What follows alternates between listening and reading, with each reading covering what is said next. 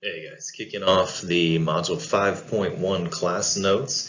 We're going to take a quick look, a brief review of fractional exponents. Just to remind everybody, I know we had a good review of our exponent rules and order of operations in Module R, but it's worth recalling very specifically how to deal with fractions in an exponent. And that's what we see examples of here in these first three examples in our Module 5.1 class notes, starting with question number 1, 9 to the 1/2 power. The big deal here is you got to remember fundamentally what a 1/2 power means. Off to the right here, I will note any number to the 1/2 power, written as a rule, x to the 1/2 power is the same thing as square root of x.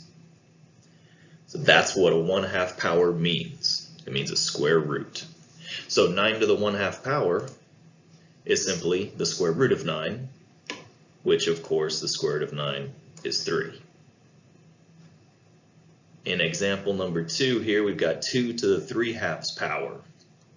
And we have to remember now what happens when we have a fractional exponent that has a number other than 1 in the numerator. So 1/2, like we saw in example 1, that's fine, that's a square root. But what about a 3/2 power? And that's where the more general rule, x to the m over n power, is the nth root of x to the m power. So if you've got a fraction power, then the numerator of that fraction is the actual power on the number, the power on the base, and the denominator of that fraction is actually the root, the index of the root.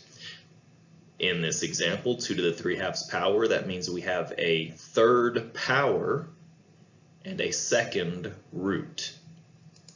Here's what that looks like, a square root of 2 to the 3rd power. Of course, 2 to the 3rd power is 8, and the square root of 8, well, 8's not a perfect square, but we can simplify the square root of 8 to 2 square roots of 2. We reviewed simplifying radicals in Module R as well, but of course, if you have questions on how we got that 2 square root of 2, please ask in the tutoring lab or in one of my live sessions.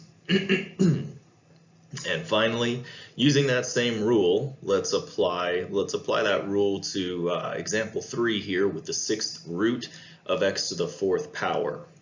That will be, if a fraction power has a numerator that is the power and a denominator that is the root, then I see here in example 3, I've got x with a power of 4 and a root of 6. That means that's the same thing as x to the 4/6 power. And I can simplify that. I can't simplify it to the point where it's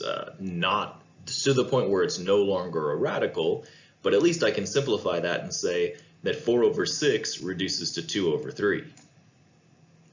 And then having that in reduced form, I can then say, well, that's the same thing as the cube root. The 3 in the denominator is the root.